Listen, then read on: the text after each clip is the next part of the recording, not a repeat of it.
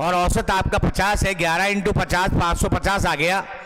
और फिर हमने कहा कि पहली 6 का 40 है, तो मैंने पहली 6 में 6 को कॉमन ले लिया, और अंतिम 6 का 55 है, तो हमने 6 को कॉमन लेके 40 और 55 दोनों को जोड़ लिया। हम अलग अलग मल्टीप्लाई करें, पहले हम क्या करते, 6 को 40 से करते, फिर 6 को 55 से करते, तो दोनों को अलग अलग करने के बजाय हमने कॉमन ले लिया। 55 और 40 कितने हुए? 55 और 40 आपके 95 हो गए। 50 40 90 95 इंटू 6 9 6 54 और 540 और 5 6 30 570 हुआ। तो 570 में 550 हमने निकाल दिया। जो 11 का टोटल जो है 550 है, 11 का टोटल 550 है। 11 के टोटल में हम टोटल 12 में से निकालेंगे तो ये आपकी संख्या आ जाएगी। कहने का भाव मेरा ये है, ये आपकी संख्याएं 11 हैं, 1 2 3 4 5 6 7 8 9 10 11। यहां पे हम पहली लेंगे 1 2 3 4 5 6, और अगर अंतिम लेंगे 1 2 3 4 5 6, तो आपकी एक कॉमन आती है। इसी कारण हमने 12 संख्याओं में से 11 को निकाल दिया और उससे अपना आंसर जो है 20 आ रहा है। तो ये आपका बहुत ही अच्छा क्वेश्चन था औसत का। औसत से प्रश्न पूछे जाने की संभावना कल भी है, तो औसत से एक प्रश्न तो आएगा ही आएगा। अब हम दूसरे क्वेश्चन की बात करते हैं। दूसरे क्वेश्चन में देखिए, लंबाई चौड़ाई ऊंचाई किसी कमरे की 12 है, 9 है, 8 है, और लंबाई लॉन्गेस्ट बैम्बू पोल मतलब लकड़ी का जो है वो डालना है। ये फॉर्मूला मैंने लिखा है L² B² H²। तो ये फॉर्मूला होता है डायगोनल का, विकर्ण का फॉर्मूला होता है विकर्ण का L² B² H²। ये किसी भी अपने क्या कहते हैं कमरे के अंदर सबसे लंबी रॉड डाली जाए उसका विकर्ण का ये फॉर्मूला है। ये अपन लगा दें तो मैंने L की जगह 12 लगा दिया, 12 का स्क्वायर। ब्रेड जो है ये आपका दिया हुआ है 9, 9 का स्क्वायर, 8 का स्क्वायर, 12 का स्क्वायर 144, 9 का स्क्वायर 81, 8 का स्क्वायर 64, ये 289 आया। और 289 किसका वर्गमूल होता है? 17 का। तो 17 का वर्गमूल 289 है। तो बहुत ही बढ़िया सवाल ये पूछा गया आपसे कि अधिकतम लंबाई की रॉड बताइए। या ऐसा कल पूछा जा सकता है कि एक कमरा है, उसके चारों ओर कमरा है, या एक ऐसे मान लो रेक्टेंगुलर है, इसके चारों ओर पाथ बनाया गया, इसकी बताइए चौड़ाई, या अंदर की ओर बनाया गया, इसकी बताइए। इस प्रकार के सवाल पूछे जा सकते हैं। या रिवोल्यूशन वाले सवाल कि भाई एक चक्का चल रहा है, इतनी उसकी परिधि है और इतना लंबा चला, बताइए कितना चक्कर चलेगा। इस प्रकार के सवाल भी आ सकते हैं। तो ये दूसरा सवाल भी हो गया। तीसरा सवाल जो है उसमें दिया हुआ है इनर सरकमफ्रेंस। तो अंदर का जो सरकमफ्रेंस है, अंदर की जो परिधि है वो 2πr है, मैंने अभी लिखी 2πr, और ये 660 है। तो 660 हमने लिया और हमने 2 इंटू 2/7 अंदर की त्रिज्या निकाली है। इसके चारों ओर 14 मीटर चौड़ा, 14 मीटर चौड़ा अलग रेडियस का दिया हुआ है। तो ये अपने को बताना था कि भाई बाह्य परिधि की त्रिज्या क्या है, मतलब बाह्य जो बड़ा आर है ये वाला, ये आर और आर डैश को मिलके जो बड़ा आर बन रहा है वो अपने को बताना है। तो अपने क्या करेंगे, अंदर का निकालेंगे। अंदर की त्रिज्या निकालने के लिए हमने काटा कि 11 दूनी 22, 11 6 66, 2 3 6 30, ये 15 आ गया, 15 6 90, 15 7 105, रेडियस आ गया 105। तो ये मैंने पहले भी किया, 105 में 14 जोड़ा, तो ये आपका आंसर बनता है 105 + 14, 5 4 9 1 119 बनता है। तो आपका 119 जो है जिस भी छात्र ने किया है बिल्कुल सही आंसर है 119। इसी के साथ हम अगले सवाल पे चलते हैं। A shopkeeper sold an article for 400 at a loss of 20%। एक व्यक्ति ने एक वस्तु को 20% हानि पे बेचा। At what price should he sell the article to make a profit of 10%। वो कितने में बेचे कि 10% का लाभ हो।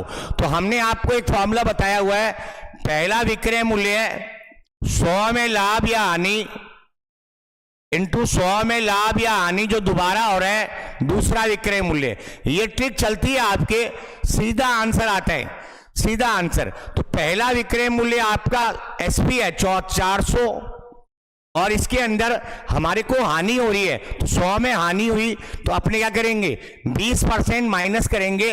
100 में 20 गया 80। लाभ कितना लेना है, तो लाभ जो देखें आप, लाभ जो है 10% लेना है, ये 110 आ गया, ये 0 से 0 कट गया, 8 पंजा 40, 50, 11 पंजे 55, 550 आंसर आ रहा है। तो B is the right answer, B is the right answer. बहुत ही इजी सवाल है, ये आपका फॉर्मूला है, ट्रिक, ये आपको याद रखनी है, और इसको याद रखिए किसकी, हाँ भाई इतने में आर्टिकल को बेचा, इतना लाभ या हानि हुई, कितने में बेचे, कितना लाभ या हानि होगी। तो इस प्रकार के सवाल बहुत ही अच्छी तरह से किए जा सकते हैं। अब देखिए यहाँ पे एक सीरीज का क्वेश्चन आ जाता है, 9 आ रहा है, 28 आ रहा है, 9 आ रहा है, 28 आ रहा है, 65 आ रहा है, 126 आ रहा है, आगे क्या आएगा। तो देखिए यहाँ पे अपन देखें तो ये किसके पास है, 27 के पास है, तो 3 का क्यूब प्लस 1 बन रहा है, हाँ सर बन रहा है। 4 का क्यूब प्लस 1 बन रहा है, हाँ सर बन रहा है। तो 3 का क्यूब प्लस 1, 4 का क्यूब प्लस 1, तो ये 2 का क्यूब प्लस 1 बन रहा है, हाँ सर बन रहा है। ये 5 का क्यूब प्लस 1 बन रहा है, हाँ सर बन रहा है। तो अगले वाला 6 का क्यूब प्लस 1, 6 का क्यूब दोस्तों 6 इंटू 6 इंटू 6 216 होता है, 216 में 1 जोड़ेंगे, आपका ये आंसर 217 आएगा। तो ये जो पहला ऑप्शन है ये आपका बिल्कुल सही है, 217 आपका आंसर आएगा। तो सीरीज का क्वेश्चन भी बहुत अच्छा आया था। अब जो इसमें दिया हुआ है ये भी एक रीजनिंग का बहुत बढ़िया क्वेश्चन है कि in the given question choose the number letter group which is different. Different क्या है, अलग क्या है, तो अपने को अलग छांटना है। ओ आपका 15 पे है, ई आपका 5 पे है, ये 3 है, एक्स आपका क्रॉस 24 पे है, ये आपका 12 पे है, ये 2 है। तो देखिए 12 दूनी 24, 2 आ रहा है, 5 दिया 15, 3 आ रहा है, डिवाइड किया हुआ है। तो आपके यहाँ पे जे 10 पे है, ये 2 पे, 2 5 है 10, 5 आ रहा है। पी आपका 16 पे, एच आपका 8 पे, 8 दूनी 16, यहाँ 2 आना चाहिए, ये गलत है। तो this is the right answer, ये गलत है, 2 आना चाहिए था, 2 आपका आएगा, ये नहीं आएगा। तो PH3 is the wrong answer. तो अगले सवाल पे चलते हैं। अगला सवाल है how many number from 11 to 70 are exactly divisible by 7। अगर सिर्फ 7 से विभाजन निकालना होता तो मैं 70 को 7 से कर देता, 10 संख्या आ जाती, और 11 से पहले एक संख्या है तो 9 संख्या होती।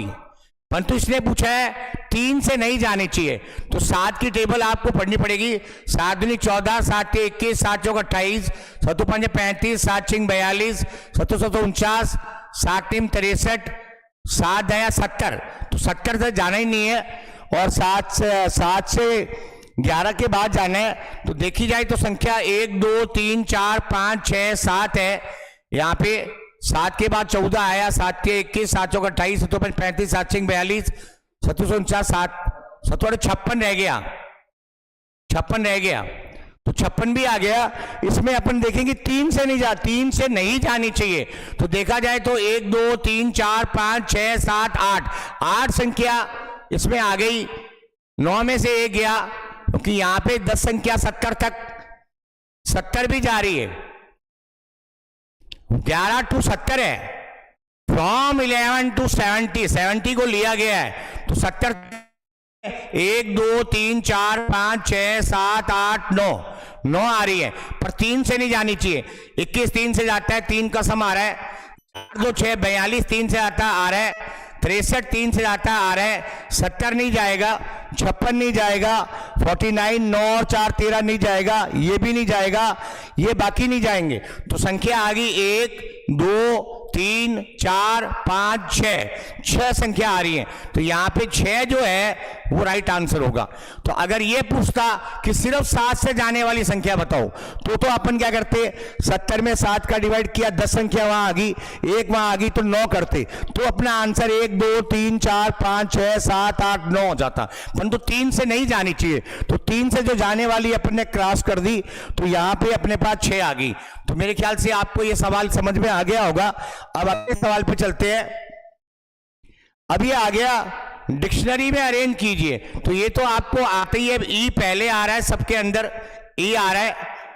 अब इसके अंदर एक्स आ रहा है, सबके अंदर एक्स आ रहा है, सबके अंदर एक्स आ रहा है। सी, अब देखो ये बाद में आएंगे, पी आई आपका, मतलब आई के बाद में पी आता है, आई उससे पहले आता है, परंतु यहां पे ये क्या है, सी आएगा।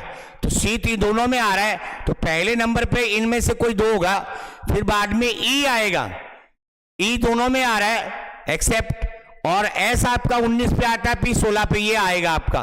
तो कहने का मतलब है पहले नंबर पे आपका ये आ गया, पहले नंबर पे ए आ रहा है, तो ए आपका पहले नंबर पे यहीं दिया हुआ है, ए मतलब ए इज द राइट आंसर। तो एक को आपने पकड़ लिया, तो बाकी अपने आप पकड़े जा सकते हैं। डिक्शनरी में लगाना है, डिक्शनरी आपको देखनी आनी चाहिए, कौन सा लेटर कौन से के बाद आता है। जिसका नंबर पहले आएगा डिक्शनरी में वो पहले नंबर पे होगा, बाकी सारे बाद में नंबर पे होंगे। तो ये अंग्रेजी का प्रश्न भी हो गया और रीजनिंग का भी हो गया, दोनों के अंदर आ गया। अब ये आ गया फूल, लाल और फल, वेन डायग्राम। वेन डायग्राम आएगा ही आएगा। तो बच्चों वेन डायग्राम पे आपको करके जाना है कि अब ये देखो रेड है, तो रेड मान लो ये है, और फ्लावर्स, तो फ्लावर जो है सारे लाल नहीं होते हैं, कुछ पीले भी होते हैं, कुछ काले भी होते हैं, कुछ नीले भी होते हैं, कुछ सफेद भी होते हैं। तो कुछ फूल लाल है, कुछ फूल लाल है, फ्रूट्स आ गया, कुछ फल लाल हैं, ये आ गया। तो ये फल जो है वो लाल है, सारे फल लाल थोड़ा ना होंगे, ये लाल होगा और ये आपका फ्लावर होगा। तो कहने का भाव अपने पास आंसर, सेकंड आंसर बिल्कुल सही है, सेकंड आंसर सही है। ऐसा नहीं होता कि यहां भी ये सारे हैं रेड, इसका मतलब जितने भी फ्लावर है वो सारे रेड है, नहीं, गलत है। जितने भी फ्लावर है वो सारे रेड हैं, ये भी गलत है। और ये तो हो गया, जितने भी फ्लावर है सारे रेड है, और ये रेड मतलब फ्लावर के साथ ये नहीं आ रहा, तो ये भी नहीं बैठेगा। This is the appropriate answer. तो आगे चलते हैं। मेरे ख्याल से ये वेन डायग्राम आपको सारे करके जानी चाहिए, क्योंकि वेन डायग्राम आपके जरूर आएगा एक क्वेश्चन। इसी के साथ हम आगे चलते हैं। ये वैसे देखा जाए तो बायोलॉजी का प्रश्न भी और एनालॉजी का भी है। तो एनालॉजी में आ जाता है रीजनिंग में कि एनिमल्स को जूलॉजी में अध्ययन किया जाता है, तो ब्लड जो है वो किस में करा जाता है, तो ये पैथोलॉजी नहीं होगा, बैक्टीरिया होता है। एंटोमोलॉजी भी नहीं होगा, एनाटॉमी भी नहीं होगा, ये हीमेटोलॉजी होगा। This is the right answer, B is the right answer. मतलब हीमेटोलॉजी में ब्लड के बारे में किया जाता है। तो ये आपका दोनों में आ गया। अब ये आ रहा है कि भाई from the sequence of given number what is the sum of unit digit of third number from the left, बाएं से तीसरे स्थान पर जो आ रहा है इसकी यूनिट डिजिट क्या है, 3 है। देखो बाएं से तीसरे स्थान पर, बाएं से तीसरे स्थान की संख्या के इकाई अंक 3 है, और दाएं से चौथा 1 2 3 4, दाएं से चौथा ये आ गया 9 आ गया, चौथे का दाई अंक के लेना है। तो ये आपका दाई अंक क्या आया, ये 7 है, शायद 7 है। ये 479 था या 429 था, 429 था शायद, तो ये 2 है, तो इसका मतलब ये है 2 है, पेन चला दिया मैंने, 429 है। तो ये इकाई अंक लेना है 3 और दाई अंक है ये 2 है, तो 429 है, तो इसका दाई अंक 2 है चौथे का। तो 3 और 2 को क्या करना है अपने को, दी गई संख्याओं में दाएं और चौथे संख्या के दाई अंक का योग क्या है, तो 3 और 2 5 आना चाहिए।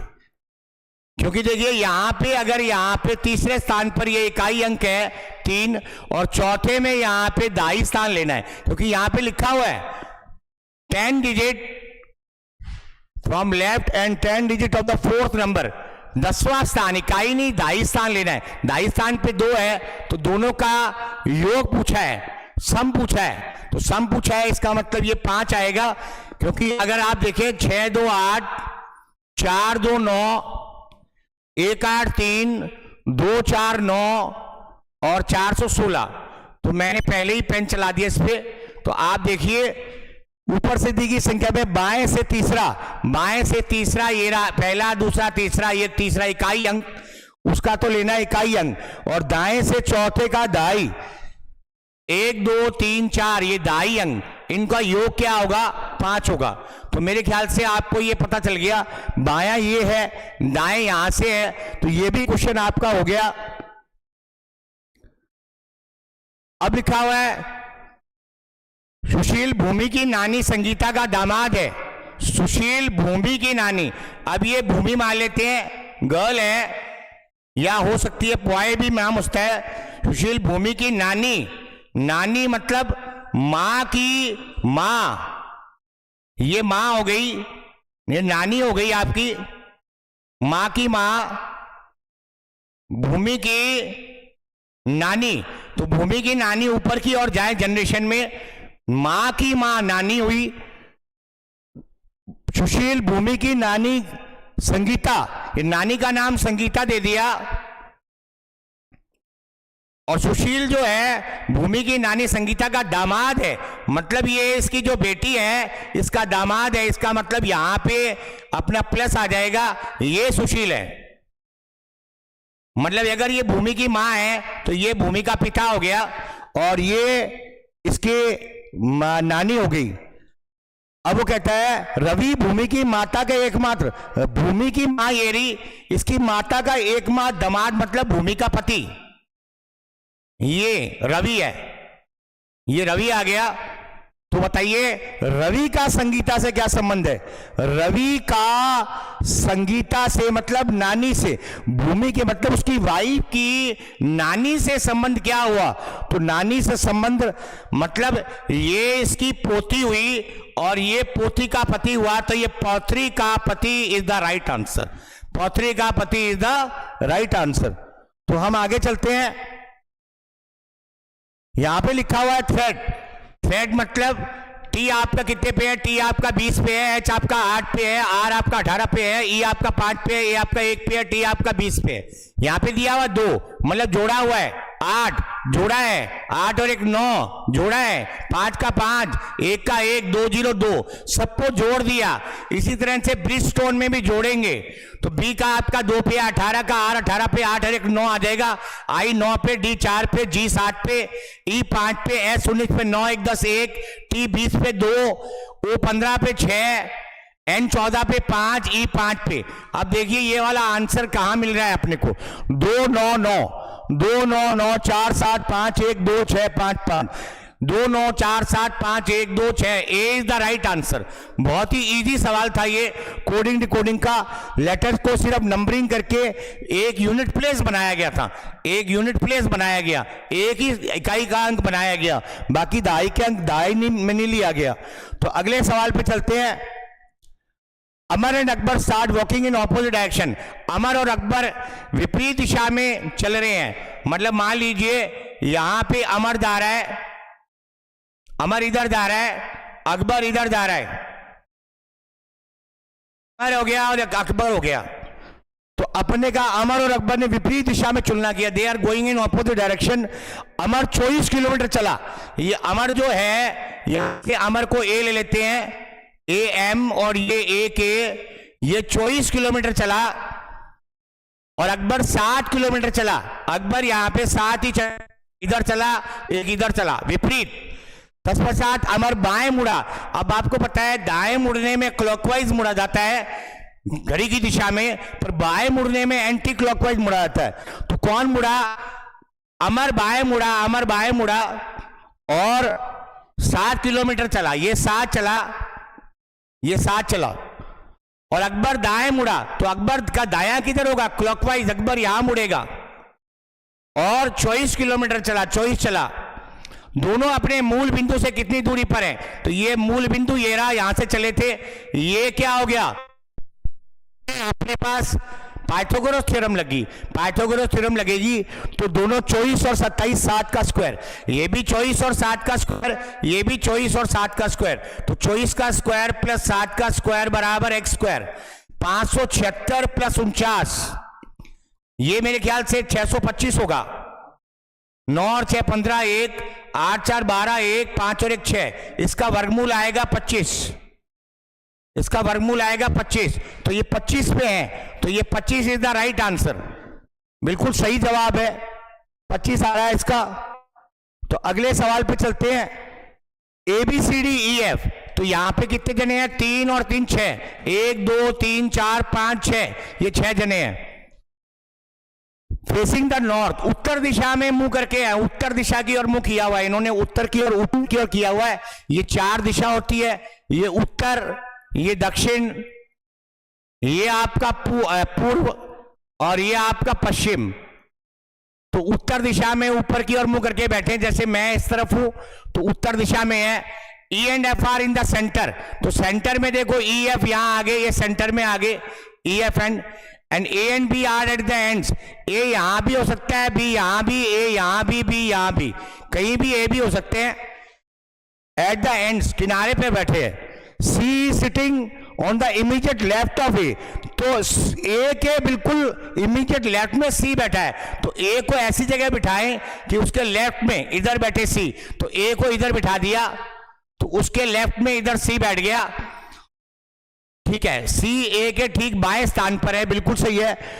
B के ठीक दाएं स्थान पर और क्या दिया हुआ है, E और F केंद्र में है, A और B छोर पर है, तो B आपका यहां आ गया।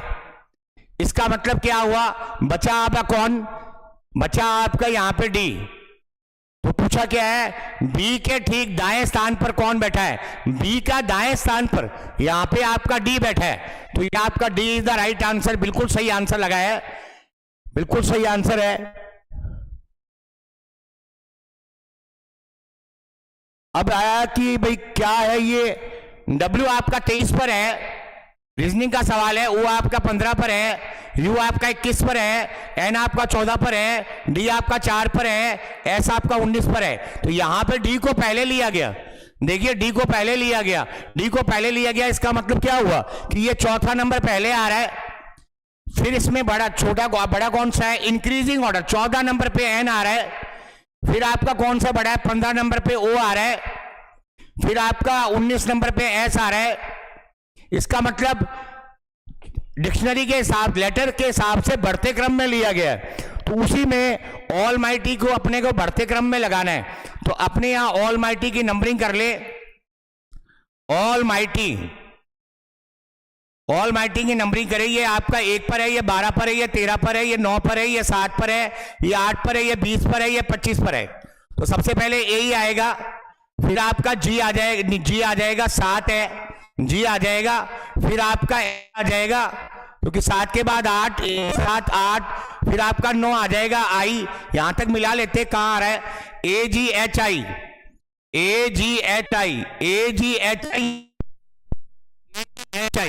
इसका मतलब ये है, अगर ये सही है तो L जो है वो 12 नंबर पे आ रहा है, I के बाद 9 के बाद 12 ही आ रहा है, L 12 पे आ रहा है, M 13 पे आ रहा है, T आपका 20 पे आ रहा है, और ये Y 25, इसका मतलब D is the right answer. तो ये अपने को बढ़ते क्रम में लगाया गया है। ये सवाल भी बहुत आसान था। अब अपन अगले सवाल पे चलते हैं। ये अगला सवाल जो है, इसमें ये एक ये लिया हुआ है, इसके अंदर 1 क्रॉस मारा, 2 क्रॉस मारा, यहां पे डायगोनल में यहां पे 2 क्रॉस और मार दिए। इसी तरह गोले में क्या करेंगे, हम 1 क्रॉस करेंगे, 2 क्रॉस करेंगे, एक इधर और एक इधर, ऐसी फिगर हमें मिलनी चाहिए। तो ऐसी फिगर हमें किससे मिली, B is the right answer. तो ये आपके सारे सवालों का हल अपने किया। अब ये एक और सवाल आ गया कि फ्रैक्शन क्या होता है, भिन्न क्या होती है। x अपॉन वाई ये एक भिन्न है, इसको फ्रैक्शन बोलते हैं। ये न्यूमरेटर है, ये डिनोमिनेटर है, ऊपर वाला अंश है, नीचे वाला हर है। अगर आप बढ़ाओगे तो किसी भी चीज जो होती है वो 100% होती है, बढ़ाओगे तो बढ़ जाएगा, घटाओगे तो घट जाएगा। तो 15% बढ़ रहा है, तो इसका मतलब 115% ऑफ x लिख देंगे। और डिनोमिनेटर 8% घट रहा है, तो इसका मतलब y जो है वो 92% हो जाएगा। 8% घट रहा है और ये 15/16 हो रहा है, तो परसेंट से परसेंट काट दीजिए, का से का काट दीजिए। 115 92 इंटू एक्स इंटू वाई बराबर 15/16। तो 5 से घटेगा, 5 दूनी 10, 5 तिये 15, 5 तिये 15, और ये 4 से घटेगा, 4 दूनी 8, 4 तिये 12, 4 चौक 16। तो ये 23 से 23 कट गया। एक्स अपॉन वाई जो फ्रैक्शन आ रहा है वो 3/4 बिल्कुल सही आंसर है। कोई किसी किंतु परंतु की बात नहीं है, बहुत ही इजी नंबर सिस्टम का क्वेश्चन था ये। अब देखिए ये बहुत ही छोटा सवाल है कि ये अनुपात समानुपात में आ गया कि Amit Sumit and Vinay divide an amount of 2800 रुपए को बांटा है। किससे बांटा है? ये 3 में बांटा है। तीनों का अनुपात जोड़ लीजिए, 6 3 9 10 14 आ रहा है। 14 अनुपात 2800 है, 1 अनुपात 700 हो गया। तो 1 अनुपात 700 है, तो अब अपने कह रहे हैं 200 is added to the share of each. अपने मतलब है यहां पे अपने को ये कह रहा है कि भाई ये 1 अनुपात 700 है, 14 2800, 6 3 9 10 14 2800, 1 अनुपात 700, 7 5 3500, 7 6 4200, 7 ये 2100, 200 जोड़ा गया 3700 हो गया, 200 जोड़ा गया 3700 हो गया, 200 जोड़ा गया 4400 हो गया, 200 जोड़ा गया तो गया। अमित सुमित अमाउंट ऑफ 2800, तो 6 3 9 10 14 respectively. Amount of ₹200 is added. 5 6 5 3, 6 4 10 11 3 14 आ रहा है। 14 अनुपात 2800, 14 7 दूनी 14, 7 इसमें कुछ 14 अनुपात 28 अपन ले रहे हैं। 7 दूनी 14, 7 चौक 28, 400, 2 दूनी 4, 1 अनुपात 200 आया, सॉरी 200 आया। यहां पे थोड़ी गलती हो गई, 14 अनुपात 2800 है, 7 दूनी 14, 7 चौक 28, 1 अनुपात 200 हो गया। तो यहां हो गया 5 दूनी 10 1000 हो गया, और 6 दूनी 12 1200 हो गया, और 3 दूनी 6 क्योंकि अपन ने 200 निकाला है, सबके साथ मल्टीप्लाई कर दिया, 1000 1200 600, 200 बढ़ाएंगे तो ये 1200 आ जाएगा, ये 1400 आ जाएगा, ये 800 आ जाएगा। काट दीजिए, 2 6 12, 2 7 14, 2 चौके 8, 6 7 4 आ रहा है। काटने में गलती हो गई, 6 7 4 बिल्कुल सही आंसर है, 6 7 4। अब ये देखिए सिंपल इंटरेस्ट पे एक क्वेश्चन है कि एक 8 साल के लिए 7.5% पर किसी का धन का सरल ब्याज 7500 हो जाता है। तो बहुत ही इजी है, रेट और टाइम को मल्टीप्लाई कर दीजिए। रेट और टाइम को मल्टीप्लाई करेंगे तो 8 40 4 856 460, 60% हो गया, 60% हो गया। अगर ब्याज 2.5% बढ़ा दिया जाए तो ये 10% हो गया, 2.5 और 7.5 10, तो 8 इंटू 10 80% हो गया। तो हम ये कह सकते हैं बिल्कुल डायरेक्ट 60% जो है वो 7500 है, 1% 7500 बटे में 60 हो गया, और 80% कितना हुआ डायरेक्ट निकाल लिया हमने। 0 0 2 चौके 8, 2 3 6, 3 कम 3 3 5 15, नहीं 3 दूनी 6, 3 5 15, 2500 चौके 10,000 आंसर आ रहा है। 2500 चौके 10,000, 10,000 आपका आंसर आएगा, राइट आंसर। कई बच्चे ऐसे करेंगे, पहले मूलधन निकालेंगे कि भाई ब्याज आया, ब्याज गुणा में 100 बटे में रेट इंटू टाइम, और फिर बाद में मूलधन निकालेंगे, और फिर सरल ब्याज लगाएंगे 7500, 100 लगाएंगे, रेट लगाएंगे 7.5, पॉइंट हटा के ऊपर 0 ले जाएंगे, टाइम 100 आ गया, और 4 25 बार, 4 दूनी 8 10, 25 5 125, तो 12,500 ये मूलधन आया। फिर इस पर 10% लेंगे, 12,500 का 10%, 8 साल के लिए 100, फिर ये निकालेंगे इसको, ये 8 दे 80, 0 लगा दीजिए। 8 5 40, 4 8 दूनी 16, 4 20, 2 8 एकम 8 2 10। तो आ तो वही रहा है। इतना लंबा जाने से अच्छा है हम रेट ऑफ टाइम का मल्टीप्लाई करके 60% के बाद सीधा 80% निकाल दे, क्योंकि 7.5 में 2.5% बढ़ गया। 2.5 बढ़ गया, इसका मतलब 8 साल का 80% हो गया। और पहले कितने परसेंट था? 8 साल का 7.5% मतलब 60% था। 60% का मान ये है तो 80% का मान ये है। तो इसके साथ अगले प्रश्न पे चलते हैं। मेरे ख्याल से ये लास्ट प्रश्न था शायद। तो इसी के साथ आपकी ये क्वेश्चन बहुत ही इजी थे। आप पूरी तैयारी के साथ जाइए, मैथ्स और रीजनिंग बहुत इजी आ रहा है। तो अभिनव क्लासेस की तरफ से आपका बहुत बहुत स्वागत है। अगर आप जीडी के अंदर या किसी बैच में ज्वाइन करना चाहते हैं तो अभिनव क्लासेस आपका स्वागत करता है। अभिनव क्लासेस।